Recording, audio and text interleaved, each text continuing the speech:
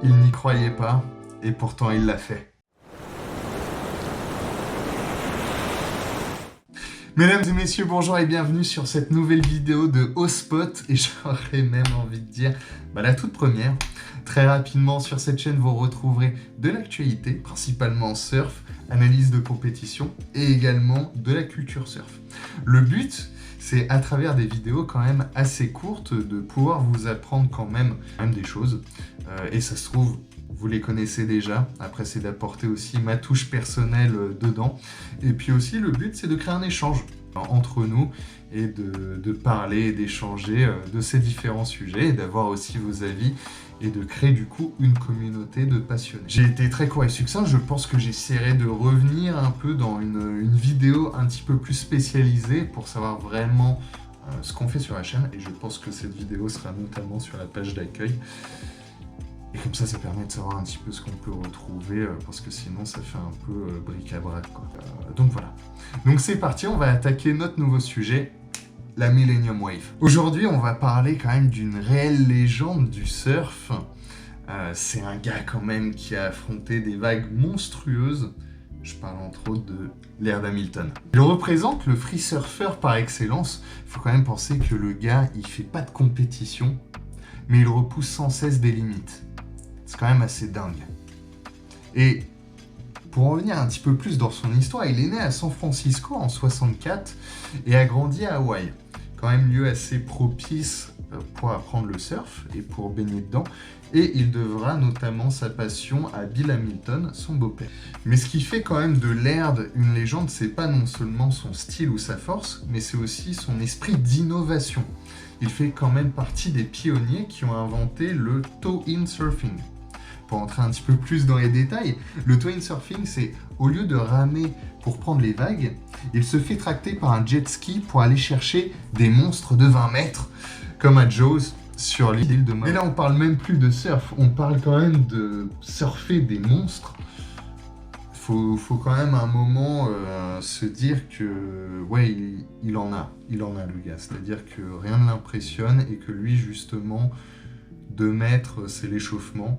Et qu'il veut beaucoup plus. Il veut aller quand même chercher beaucoup plus. Et c'est cet état d'esprit de dépassement de soi aussi qui fait tout le personnage et son charisme. Et le moment qui nous intéresse aujourd'hui, c'est son entrée dans l'histoire. On se retrouve directement à Taupo, en Polynésie française, plus précisément à Tahiti. Le spot est déjà connu pour ses vagues assez puissantes et quand même relativement dangereuses. Pour Laird, c'est un nouveau défi qui se présente à lui. Il a connaissance de la réputation du lieu, allant dans l'alignement de son état d'esprit du dépassement de soi. Après plusieurs jours à s'entraîner, c'est notamment le 17 août 2000, au matin, que tout va se jouer. Une houle massive, des vagues longues et puissantes. Tout ce que cherchait notamment Laird. Avec quelques essais, c'est en fin de matinée que Laird s'élance sur ce qui va être appelé la Millennium Wave. Un tube impressionnant qu'il descend avec une trajectoire parfaite. La photo de Tim McKenna fera le tour du monde, immortalisant ce moment magnifique. Elle va mettre notamment en avant le surf des big waves, qui était encore à l'époque pas tant démocratisé, déjà pratiqué, mais à l'époque il n'y a pas de réseaux sociaux, donc compliqué de savoir, à part du bouche à oreille, qui effectue tel perf. Donc là évidemment, cette photo va se retrouver directement sur la première page du Surfer Magazine, permettant ainsi, déjà c'est un gros coup de com' en plus pour Laird, mais c'est surtout en dehors de ça, montrer la magnificence d'un tube. Grâce à Laird, on se rend compte quand même que surfer des grandes vagues, les big waves, c'est possible, et que ce n'est pas réservé à des surhumains, et que lui a pu le faire. Et cette vague à Taupo sera une après parmi tant d'autres de ses exploits, parce qu'il ne va pas s'arrêter là, et c'est justement cette recherche des spots avec des vagues immenses qui l'intéresse. Parfois aller très très loin au large, aller les chercher.